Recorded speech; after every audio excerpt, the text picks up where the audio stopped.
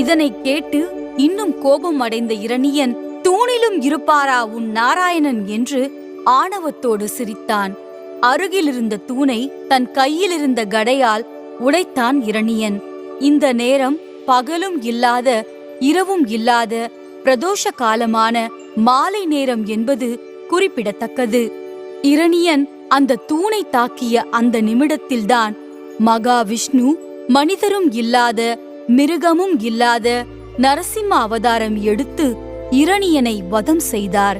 கோபத்தோடும் ஆக்ரோஷத்தோடும் இரணியனை ஆகாயத்திலும் வைக்காமல் பூமியிலும் வைக்காமல் தூக்கி தன் மடியில் வைத்து எந்த ஒரு ஆயுதத்தையும் பயன்படுத்தாமல் தன்னுடைய 10 கைகளில் உள்ள விரல்களில் கூர்மையான நகங்களால் இரணியனின் வயிற்றை கிழித்து இரத்தத்தை குடித்து குடலை உருவி மாலையாக போட்டுக்கொண்டு வதம் செய்தார்.